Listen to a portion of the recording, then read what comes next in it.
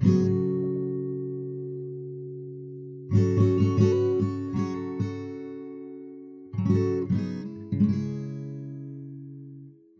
fascinated by Armageddon, or rather, I'm fascinated by the apocalypse, which is the series of events leading up to the end of the world, which will take place at a location that is called in Hebrew Armageddon. In case you're interested, the word Armageddon comes from a combination of Hebrew words, Har, meaning mountain, and Megiddo, or Megiddon, which was the name of a Canaanite city, which is now in ruins and located about 60 miles outside of Jerusalem. The word apocalypse, on the other hand, comes from the Greek word apocalypsis, which means something uncovered, as in uncovering a vision of the future, putting together pieces of things that are happening in your environment to predict what's going to happen next.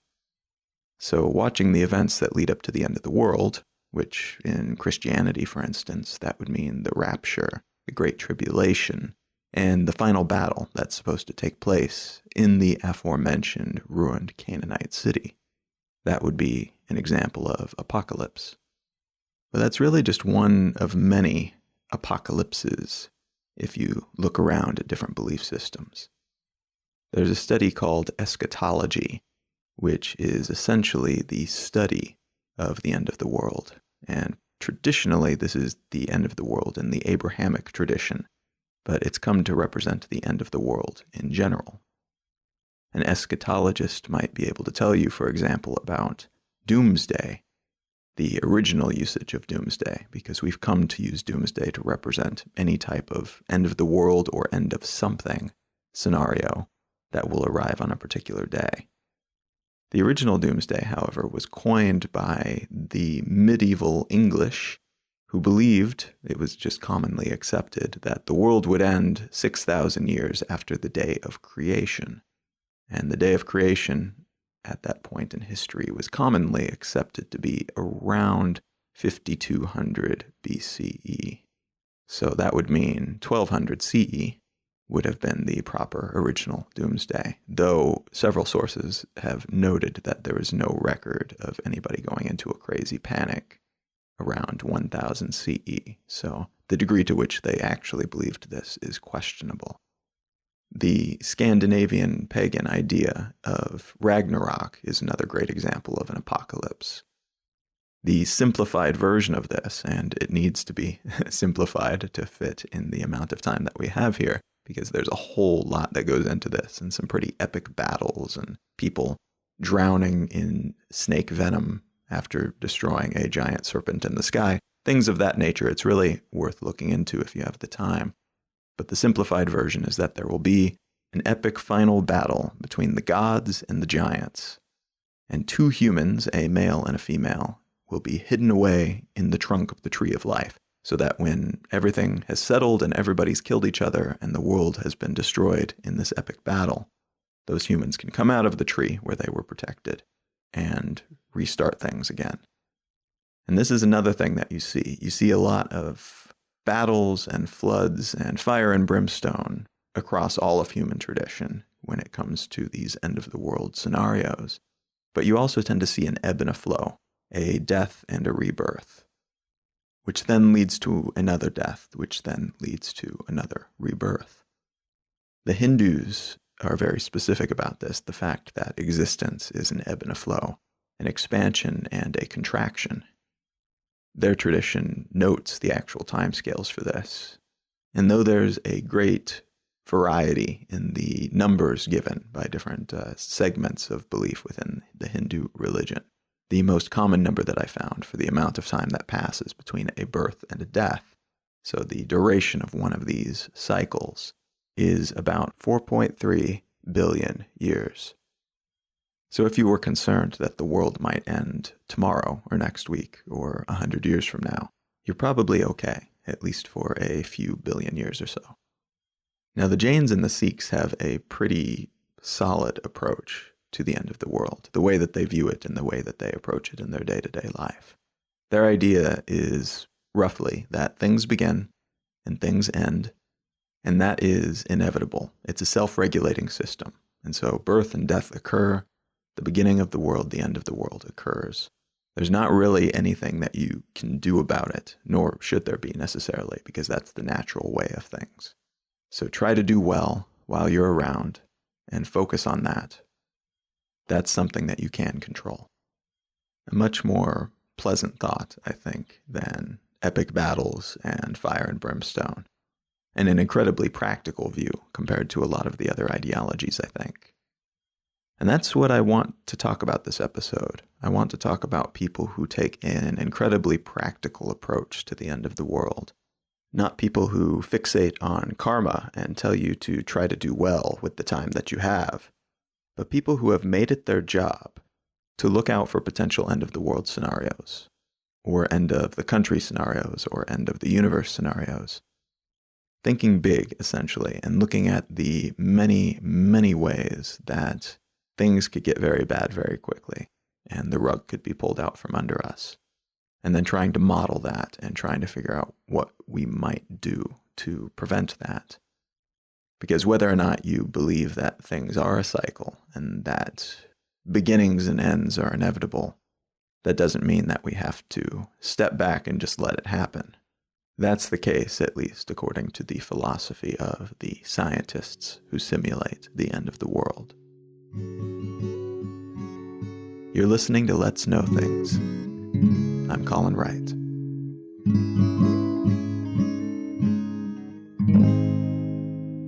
The article that I want to unspool in this episode is called The Scientists Who Simulate the End of the World, and it was published in Fast Company.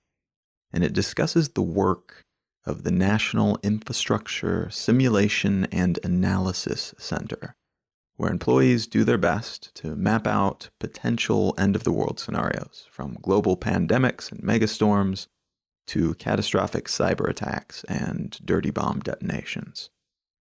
And it's quite interesting. The NISAC, I'll say NISAC, was founded in 1999, and their goal was to map out and model the behavior of and relationships between various national infrastructure. So things like supply lines, the electrical grid, food supply chains, things like that. So it was kind of mundane work in a way, like really fascinating if you're into great big charts and graphs and big sets of numbers, but not anything terribly sexy. But they were absorbed after 9/11 into the Department of Homeland Security. This was part of the Patriot Act that basically moved them over to that jurisdiction. And as a result, their work took a very sudden right turn.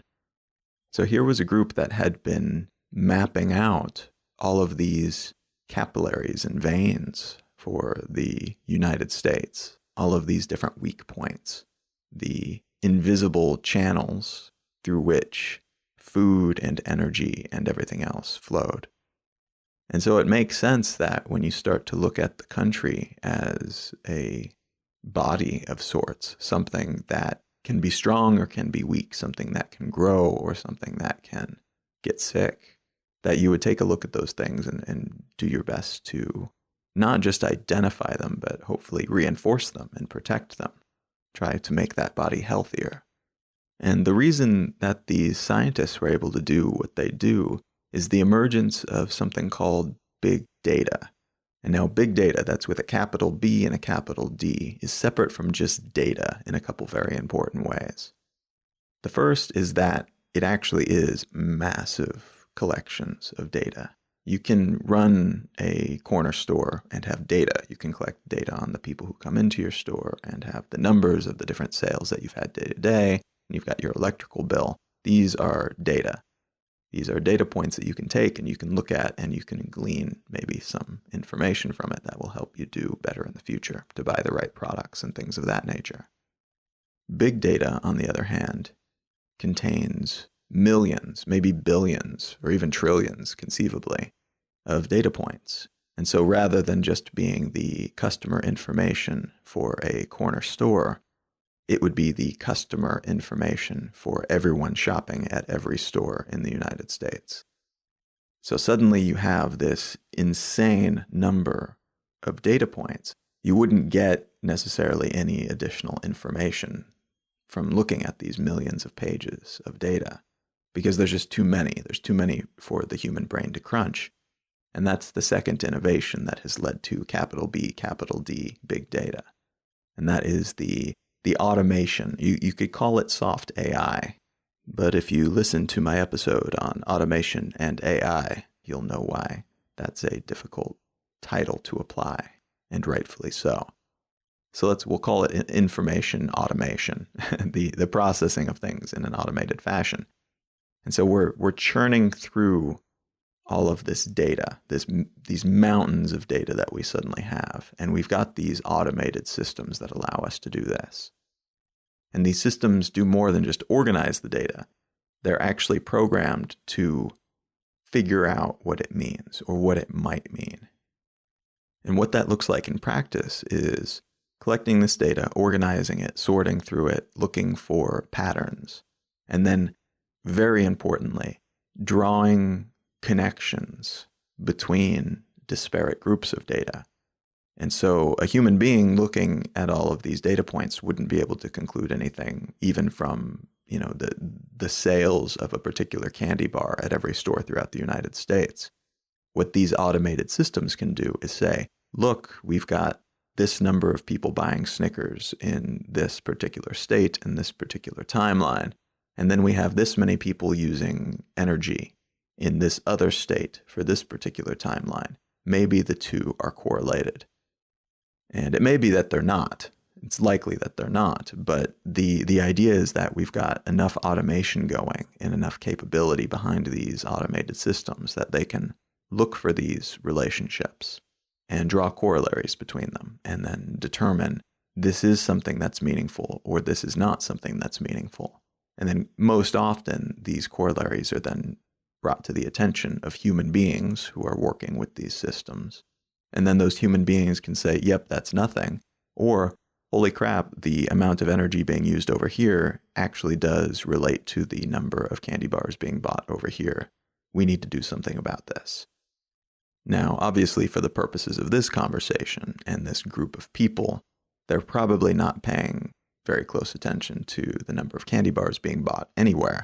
But the idea that that information could be combined with other information, which could be combined with other information to actually paint a picture of purchasing habits or the path that our food takes to get out to the public is quite relevant, because that's something that could be attacked, that's something that could be disrupted, and that's something that could show larger trends that then we can use to help protect those food channels, those supply lines, in the event of a cataclysm of some kind.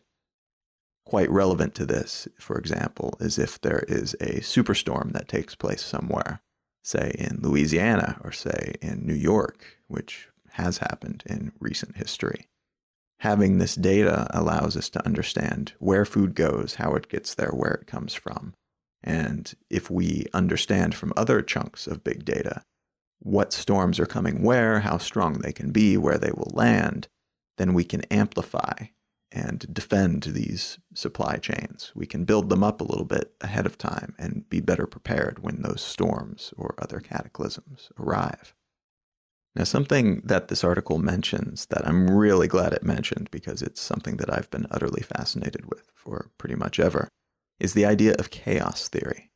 Now, the simplified explanation of what chaos theory is, it's being able to look out into the world and look on a huge scale, like a superstorm, or being able to look on the insanely small scale, like a pen rolling off of a desk.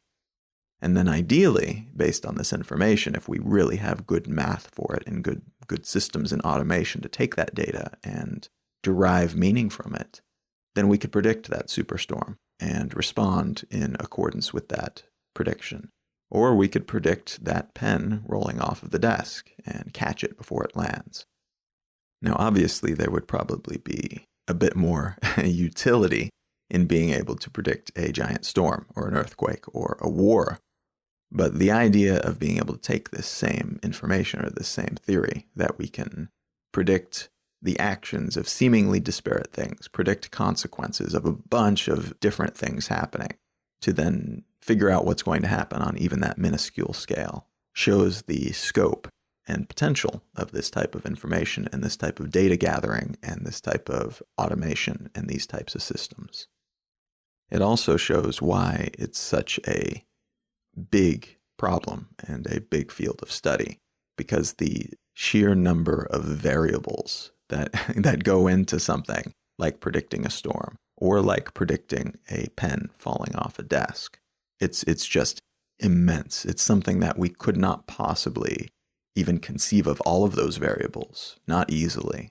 And so as this science develops, as this field of research develops, not only are we doing our best to try to gather the information and churn through that information better, but we're also struggling like really, really hard to figure out what information needs to be measured and what information needs to be gathered and how best to gather that and how to turn that into data, how to turn that into numbers that we can work with. I want to take this conversation in a couple different main directions. And the first strand that I want to follow is how big data is acquired and how it's being used in general right now. Now, at the moment, a lot of the data that we use for this type of thing is collected through official means like censuses, population censuses, stock keeping software, official data collected by government agencies. It's fair to assume that a lot of the information being used by this group of scientists in the article is being provided through the different government infrastructure, different government agencies. And then there's also a great deal of data coming in directly from things like satellites and through private companies that then provide that data to these agencies in hopes that they can glean some use from it. But there's also, in addition to the overt information that's being gathered, there's a great deal of covert information being gathered. There are cookies that track us as we move throughout the internet, the apps on our phone, the security cameras that are located pretty much everywhere you go these days. The path that we take through a grocery store is tracked both by security cameras and different portals that we move through, the different doors and the different barriers that we pass through. But it's also tracked by the little savings cards that we use. If we use the in-store Wi-Fi internet, it can track us as we move throughout the store. But on top of that, the savings cards then show who we are, what we prefer, what we've purchased over time. And all of this data can be combined for the purpose of, one, figuring out how to better lay out the store, two, figuring out how to best promote things to us, but then three, being able to put this data together into a personality profile and then selling that data to marketing companies. And so a lot of data is gathered in that way as well, things that you wouldn't necessarily think about as you providing data about yourself and your habits to these third-party entities. And yet it's happening all the time around us. There's a lot to be said about that topic. This is something that I will do an episode on at some point, I'm absolutely certain. But the trade-off here is that you are essentially passively providing this data about yourself and about your habits and the things that you do and the things that you want. And that data then in turn is being used to glean different information, whether it's about the market or whether it's about how people like you and your various demographics live and operate and what you want. So some of the more obvious non-apocalypse predicting uses of this data are things like the aforementioned marketing, figuring out how to sell things better to people like us, how to stock shelves in the grocery stores, how to price online goods. These prices fluctuate constantly. If you look around, you can see them shift. And then sometimes if you're being tracked and if you're not being tracked, if you're on your computer or somebody else's computer, if you're on your phone compared to your desktop, you'll see slightly different prices because these prices are dynamically adjusted quite often based on who they think is looking at them. We also see this information being used in terms of playing the stock market. We see it being used by politicians who use it to figure out how to talk to us and how to seem more appealing to us. The optimist in me makes me want to think that they use it to try to determine their platform, so what they're actually supporting, but in a lot of cases, most likely it's primarily being used to figure out what to say so that we think they support what we believe in. An important thing to remember, though, about this data and what makes it big data is that as valuable as it is in isolation, as valuable as one data point is, the more you have, both in terms of depth of that one data point, but then also in terms of breadth, in terms of the number of data points that you have, the more valuable it becomes. It's valuable to have a long list of names of people who shop at a particular place. It is way more valuable to have those names plus their emails. And it is way more valuable still to have names plus emails plus buying habits plus age demographic information. Having something like that, that is money in the bank. That is something that people sell back and forth between major companies and government entities all the time, because that type of data is just immensely valuable for a number of applications. Now, some of this data remains data. It is used for the names and emails and demographic information by itself. But part of what makes it big data is that it is filtered through and it is utilized to draw larger conclusions by these automated systems. So the result of this is that these third-party entities, whether they are private companies or whether they are government entities, end up with not just a series of lists and a series of charts and graphs that show these numerical data points. What they end up with is a series of patterns. They end up with a series of predictive patterns that show, okay, based on these numbers, based on the different humidity information and the historical trends in terms of rainfall and what's happening in terms of pollution and all of these other data points, we think there's going to be a storm, and we think it's going to happen on one of these days in the near future. The end product then is not just these collections of data. It is that oracular next step, and that's based on these systems and automata that take this information and try to derive meaning from it. That's the secret ingredient here. On top of how amazing it is that we can collect this type of data today and all the different means that we have of doing that and all the different systems for collecting that data both passively and actively, the secret sauce on top of that is having these different systems, these different programs that can filter through it and make those connections. You can actually see the results of some of these actions of big data collection and big data prediction if you look at what Google thinks of you and who you are. I'll link to this in the show notes, but you can go in and set your preferences for Google services, for how they have you identified and how they then advertise to you, because that's their primary business model, is advertising to you and predicting the best stuff to advertise to you. And they put this out there into the world for anybody to access, I think. For one, because then it takes away the mystique of it and people then don't wig out that they're being spied on quite so much. But two, they also want you to be able to go in and correct any information that they have wrong. And some of it will be wrong, most likely, because the data gathering that they have is imperfect. But I think you'll notice if you go to that link, if you go in and check those settings, that they've managed to guess quite a lot about you. And that's because these are not just random shot in the dark guesses based on one data point, one link that you clicked at some point, or one search that you made. It's based on all of the searches, all of the emails, all of the interactions, all of the links that you have clicked. It's a great deal of data that's gone into this. And those data points that they have, the utility of them become even more valuable when they have you actively providing more information. And they can do that through like Google Plus, which is their social network, which has you actively identifying yourself as male or female and when you were born and things of that nature. But once again, combining that hard information with the soft information that they've derived from these numerous data points and the algorithms that churn through them to try to derive meaning, it becomes way, way, way more valuable as a result. Now, even with Google being relatively open about what they know about you, it can still be a little wiggy to see this information about yourself. And a lot of people see this and get more than a little offended, I think, because nobody wants to be reduced to their component parts. Nobody wants to be looked at as a sum of properties that are easily stored in a spreadsheet. It would be really weird if somebody looked at me, another human being looked at me, and all they saw was Caucasian male, 31 years old, born in the United States, left-handed, light brown hair, blue eyes, shoe size 10, Like that's not me. That's a series of descriptors that you could use about me. But to me, I'm so much more than that. And the idea that somebody, even if it's a kind of soulless computer entity, is looking at me and seeing less than that, I feel very reduced. And that is the general response to a lot of this. The way that we're being looked at and, as we perceive it anyway, judged by these systems. But thankfully, in a lot of cases, being organized in this way is not particularly harmful. There's nothing malicious about it.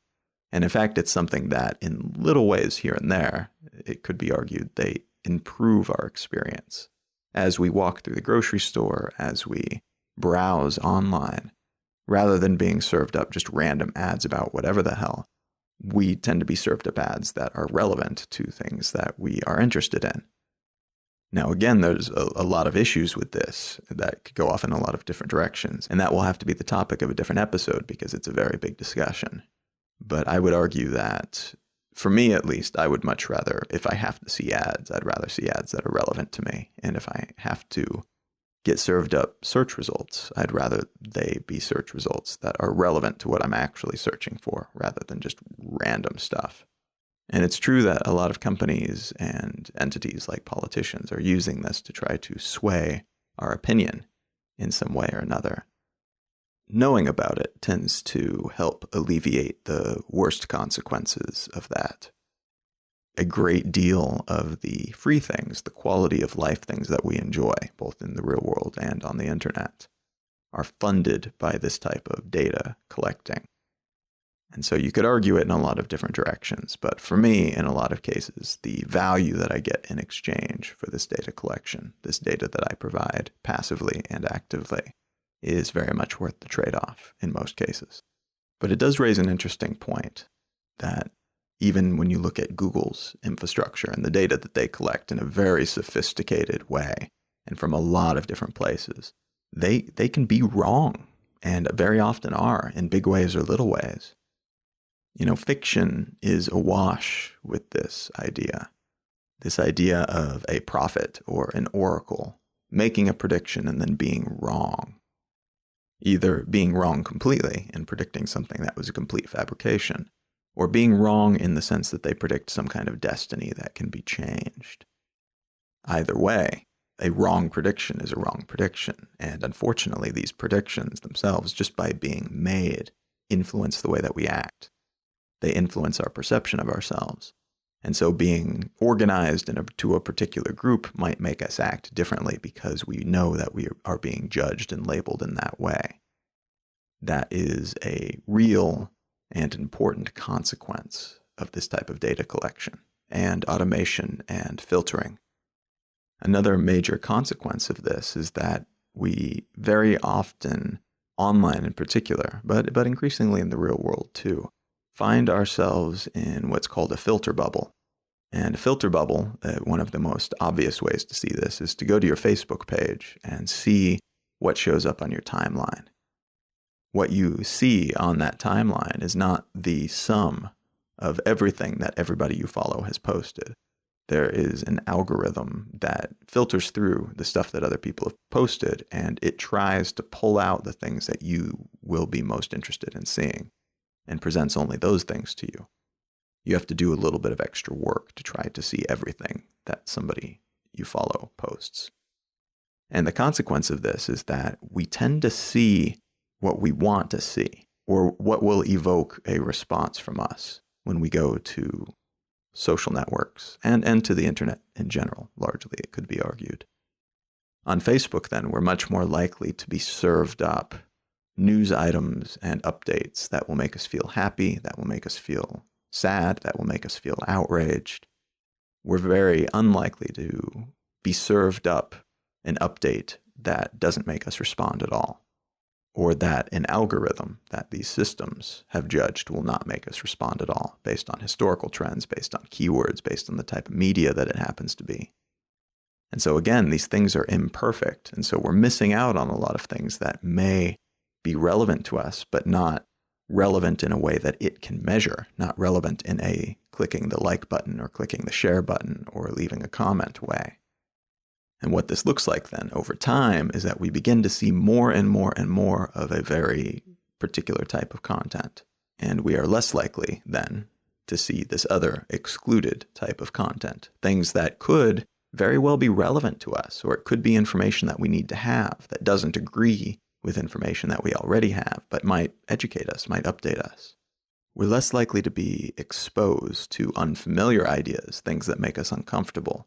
And unfortunately, this tends to be the default of how we operate on the internet. And it has certainly increased or seems to have increased the amount of participation that we see, more people spending more time online, which is really the goal of these different groups that are largely funded by advertising. But that doesn't mean that the amount of time that we're spending is valuable time. It doesn't mean that we're getting much out of it. It just means that we're spending that time. This is another topic that I'll probably spend a good deal of time talking about at some point because there is a whole lot to say about it. But the filter bubble is something that is very beneficial for a certain type of attention-driven business model, but is not something that's great for the way that we educate ourselves and for our personal growth. Once more, being aware of this certainly does help, and there's things that you can do to try to pop the filter bubble, or at least reduce its influence in terms of filtering out stuff that you might actually want to be exposed to. But for the vast majority of people, that will never happen. So these filter bubbles are realities that we operate within. Now, another way in which big data can often negatively impact the way that society operates is that we can become so dependent on it that we tend to take its predictions as truths rather than probabilities. An excellent example of this is predictive law enforcement, which is somewhat of a misnomer because there's still a great deal of human involvement here. But what we often end up with is data coming in from these big data resources that are making predictions about the type of people that we should be watching out for, the type of people involved in crimes, looking at historical data, and then basically telling law enforcement, look for these attributes in people, and then act in accordance with that. And what that generally means is paying extra special close attention to certain genders, certain races, certain religious denominations, certain age demographics, and then filtering based on that information. Now, on one hand, this can be incredibly useful because law enforcement has a finite amount of resources, and this allows them then to pay extra special close attention to the people who are supposedly the most likely to commit future offenses. But unfortunately, if you find yourself with one or more of these attributes, you also find yourself with extra special close attention being paid to you and people like you, or at least people like you according to these certain properties that are being applied to you. And this is troubling for multiple reasons. It's troubling because then, again, it reduces us to merely a series of labels that we have, which may or may not actually be relevant to us and things that we do.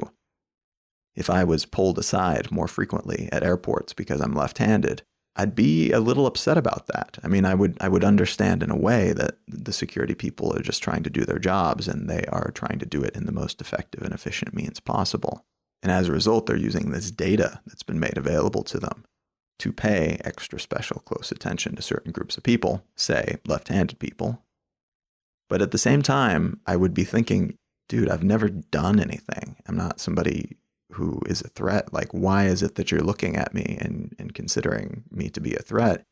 And if I found out that it was because I was left-handed, I would feel quite discriminated against, and I think rightfully so.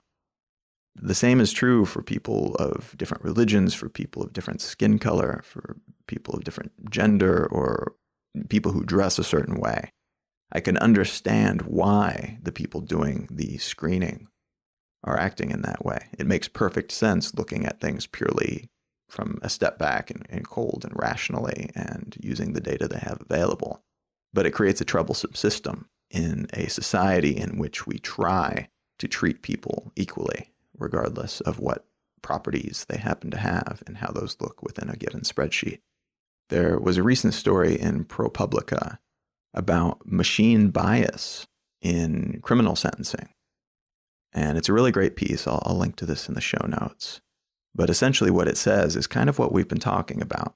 We've got a situation in which law enforcement is making use of this wonderful new technology, really highly regarded and respected technology, that is able to look at historical data and a bunch of other numerical points and determine, with apparently, reportedly at least, a degree of correctness, which prisoners are most likely to become repeat offenders. And the issue that's been discovered and that is reported on within this article is that investigative reporters have found the results being spit out by this algorithm, by this software, seems to be biased towards people of color. And looking at past results, it seems at least that people who are more likely to offend, or that have shown to be more likely to offend, but are white, are given a lower score, lower being better in this case, a lower likelihood to become repeat offenders than people of color in similar situations with similar numbers otherwise. It's giving them a much higher ranking in terms of being more likely to offend. And this impacts a lot. This impacts, obviously, the way that law enforcement looks at the people that they're bringing in. But more importantly, for the purposes of this story, it influences whether or not they are likely to be released early and whether they're likely to be released at all. And again, on some level, it's simply troubling that people are being reduced to a collection of labels and then judged based on that. But above and beyond that simple concern, which again, there's some valid arguments, I think, to using this data and using it in some ways to try to keep people safe. But what's troubling here is that we're looking at a system where we are trusting on a very high level, on a level that is directly impacting people's lives above and beyond just an inconvenience in the airport line when passing through the TSA. These are people who are being kept in prison for years and years and years based on data that may be faulty. And it's important to note, I mean, within statistics, they give probabilities, not absolutes. And so anytime this type of software makes a prediction, they're not saying this is a 100% certain prophecy that I am giving right now. It might say this is an 89% prophecy that I'm giving. And that means that, even if it's wrong, if that 11% happens, which is definitely possible, it's within the realm of possibility. 1 out of 10 times it will be wrong. But the problem here is that humans are really bad at reading probability. And we can look at something like that, and if there's an 89% chance that it rains today, and then it doesn't rain, you're going to be a little bit pissed off because 89% seems pretty damn sure. And you made plans and you made adjustments to your schedule based on that rain prediction. So even though that prediction is still correct and that 11% happened and it didn't rain, your brain still has kind of this built-in heuristic, this built-in shortcut that 89% means near certainty. And therefore, when that certainty doesn't occur, we can't really figure out what happened. And so when dealing with software of this type and dealing with predictions, supposed oracular predictions of this type, it's important that we keep that in mind. And unfortunately, because it's still so new and because we are just by default so bad at probability, it seems to me that we will probably need a better mechanism of using this data and applying it in particular before we can get the full benefit from it. Because up until that point, what we have is possibly good data being used to support pre-existing biases. Or what we have is decent data that, because it's not perfect, because it's not as perfect as it should be, is giving us information and recommendations that's just off enough that there's a lot of accidental abuse happening in the system and in a very important, pivotal aspect of the system that impacts a whole lot of lives. Now, one more point about this particular piece of software that's mentioned in the ProPublica article. It's important to remember that although the algorithm, the system that goes through and makes connections between data, can be very, very good. Let's say, for the sake of argument, that aspect of this program is absolutely perfect. It's not. I seriously doubt that it is. But let's say, for the sake of argument, that it is. this software and this process and this prediction can still be very, very wrong based on the way data is collected or the type of data being collected. Because again, all of this data has to be converted somehow into numbers that can be read and utilized by this algorithm. And so as a result, you can take something that is very subjective or that has a lot of depth to it and reduce it to a number that does not contain all of that depth. A good example of this is that some of the data points used by this software is whether or not your parents have ever been in prison and whether or not you achieved higher education. There can be a lot of different reasons that your parents went to prison at some point. There can be a lot of different reasons that you didn't achieve higher education. It's not all because of a bad family dynamic. It's not all because of a tradition within your family of committing crimes. And to assume that it is, and to assume that these data points say something definite or near definite about you, it would be laughable if it wasn't so harmful to the people that it's being applied to. Particularly because in this example, the way it's judging people is putting them away. It's taking them away from their lives and keeping them in prison. And in some cases, again, this might be valid. It might be reinforcing something that we already know or should know. But in a sufficient number of cases, I would argue, this is using information that is not directly relevant or not as relevant as it would lead you to believe to the decisions being made on the other side of that algorithm.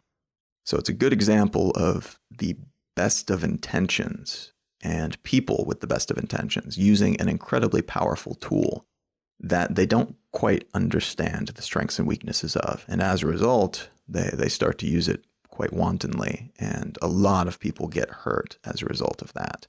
So I do think that there's a lot of potential for this type of big data application. I just think that we're not at the point yet where we should trust it quite as thoroughly as we do. Now, finally, I'd like to talk a little bit more about end-of-the-world scenarios and why we tend to focus on some more than others.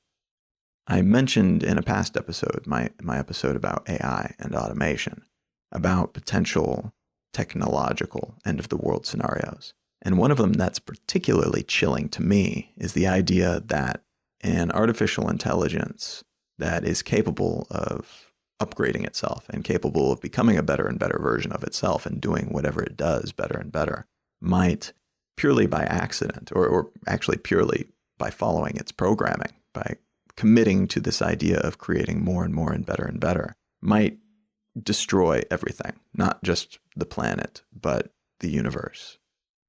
And the example given would be a machine that might turn every bit of matter in the universe into paperclips by following its prime directive to create more paperclips. That is absolutely chilling to me because it seems all too likely.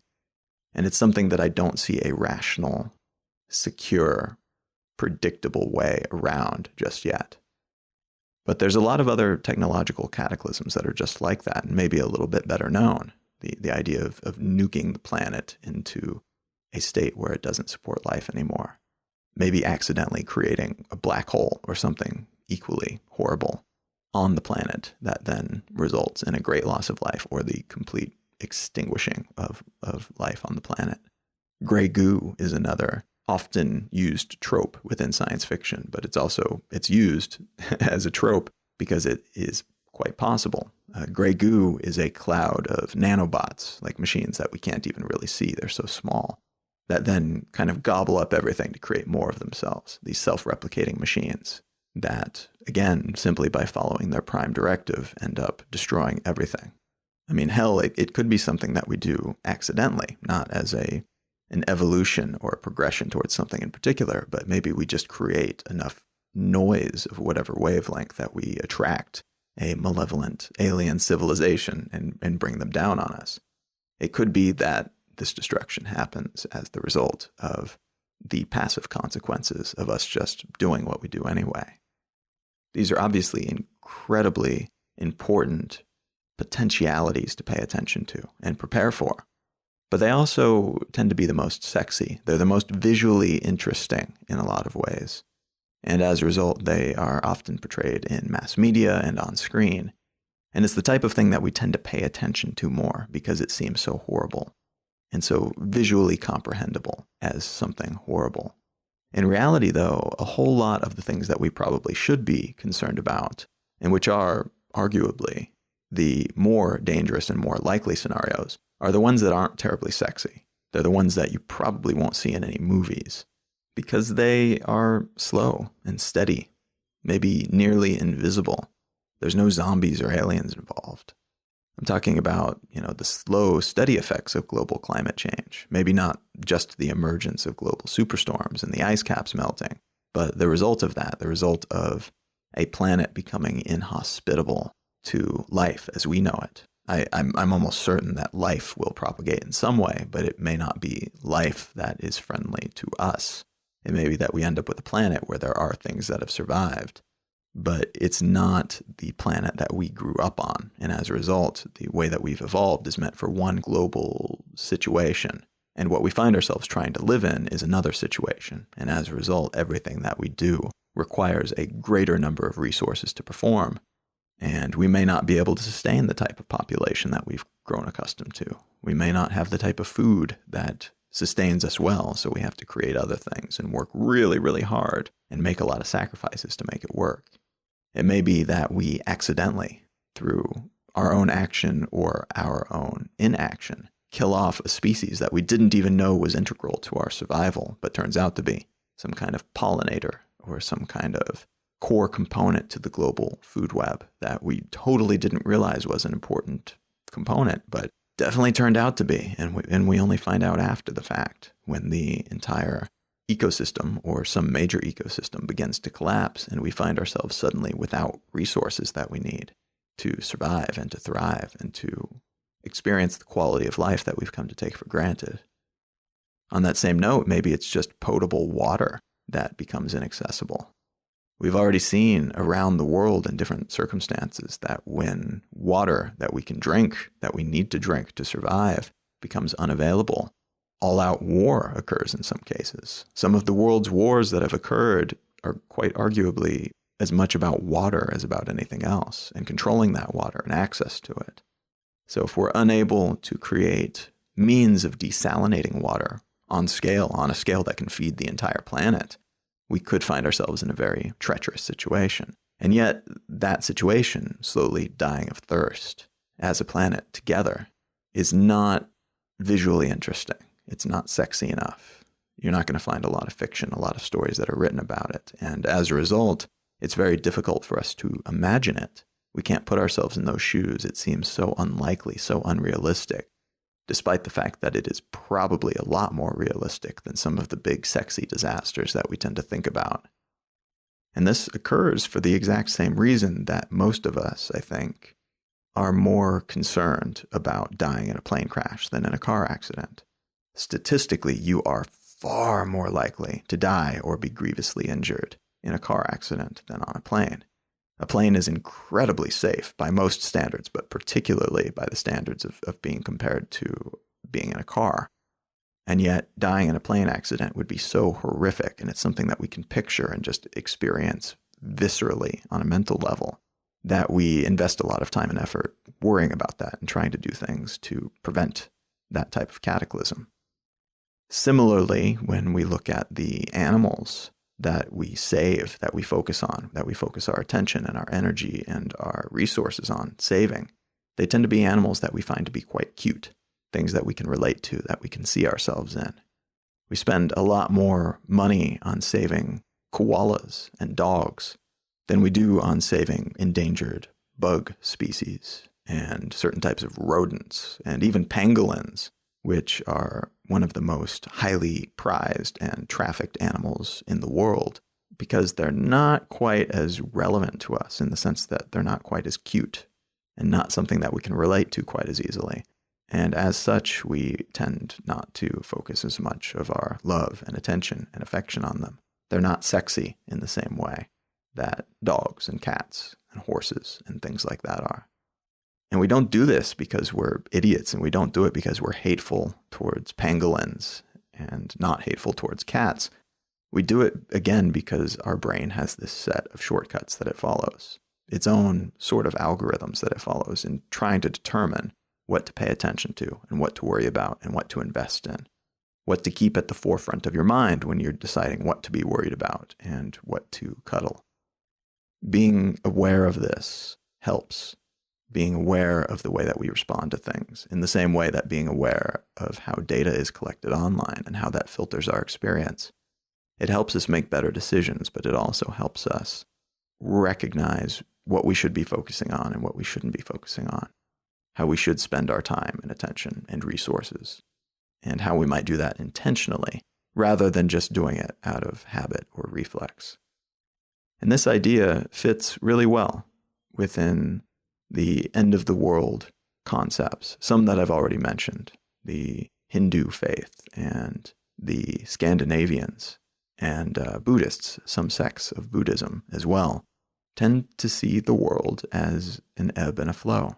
There's a beginning and an end, and then after that end, there's another beginning. And that process goes on and on and on forever. There's no ending it. And there are different amounts of time in between each beginning and end, depending on who you talk to. And in some cases, there's massive battles and fire and brimstone and great floods and things like that. And in some cases, there's just a slow but steady erosion of everything that we've come to know before the end and leading up to the end. These types of belief systems are commonly called cyclic cosmology, which is essentially the idea that not just the planet, but the cosmos ebbs and flows, ends and begins endlessly, cyclically. And this is actually quite similar to many current theories within the scientific world, that the universe goes from Big Bang to Big Crunch, or some other label for those events, the creation and destruction, and that it does this endlessly, forever. There's no beginning, no end. It's infinite. I tend to think that these concepts are quite poetic, but it also makes me think of different types of beginnings and different types of ends. It could be that when we reach the quote-unquote end, it's not the end of something in that we've destroyed the planet or destroyed the universe. It could be the end of a way of living or a state of being, the end of what we've come to know. And that doesn't necessarily represent a bad thing. It could be that what we've come to know is the world that we live in with all of its flaws, and the end of the world is actually the end of the world as we know it. It's the end of how things have been. And that new beginning then represents a change of something new. The end of civilization, but the beginning of what? Something beyond civilization. In other words, it may be that when the world ends, it's simply the beginning of another world, or another galaxy, or another universe.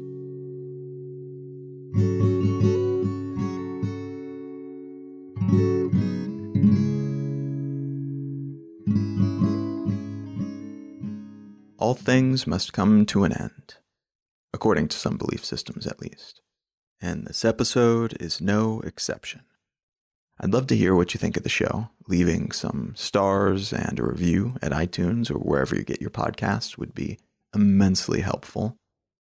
That helps other people discover the show by ensuring that the big data software being used to measure popularity and other things of that nature push me further up the rankings. If you'd like to support the show, that is a wonderful way to do it, but you can also support it monetarily by contributing $1 an episode, or more if you like, but $1 would be wonderful. Or you can purchase one of my books. You can do the former at letsknowthings.com and the latter at colin.io. Also at letsknowthings.com, you can find the show notes for this episode with a bunch of links and additional explanation. And if you're not yet subscribed to the LKT newsletter, which I send out weekly and which contains a curated collection of interesting links, you can do that there as well. The LKT Facebook page can be found at facebook.com/letsknowthings. Feel free to drop by, let me know what you think about the show, or ask a question. You can share a link to something interesting, or you can just say hello. I've got another project called Consider This, which is hosted over at YouTube. If you dig this show, you might dig that one as well. Consider popping over and giving it a look, and if you enjoy it, subscribe so you can be notified each time I publish a new episode.